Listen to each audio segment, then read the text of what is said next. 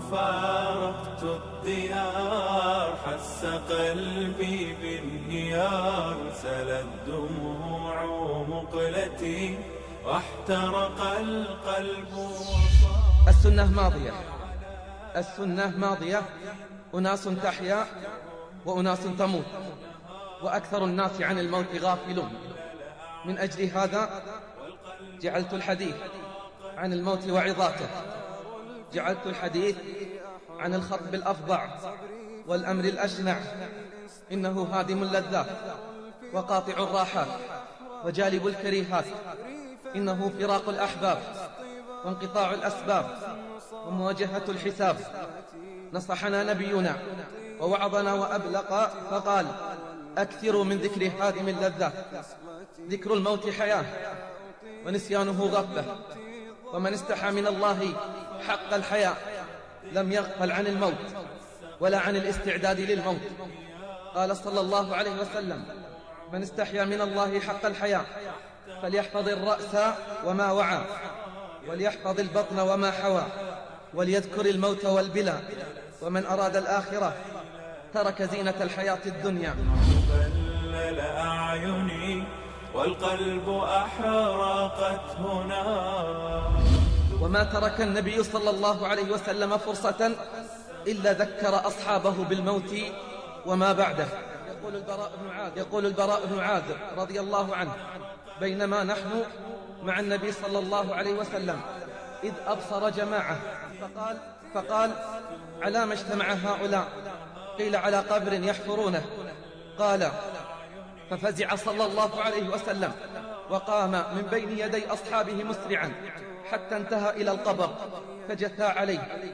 قال البراء: فاستقبلته من بين يديه لأنظر ما يصنع. قال فبكى حتى بل الثرى من دموعه. جراحي وماذا تكون الجراح.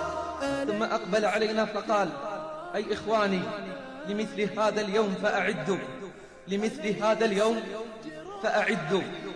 وهكذا سار السلف من بعد نبيهم صلى الله عليه وسلم يذكرون الموت ويذكرون الناس به.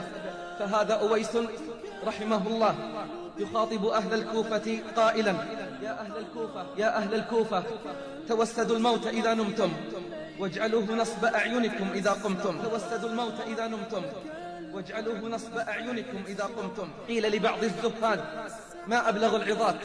قال: النظر إلى محلة الأموات. وقال آخر: من لم يردعه القرآن والموت، من لم يردعه القرآن والموت فلو تناطحت الجبال بين يديه لم يرتدع. بدمع العيون براجع الصدى. إن زيارة القبور وشهود الجنائز ورؤية المحتضرين وتأمل سكرات الموت وصورة الميت بعد مماته يقطع على النفوس لذاتها ويطرد عن القلوب مسراتها. من استعد للموت جد في العمل وقصر الأمل.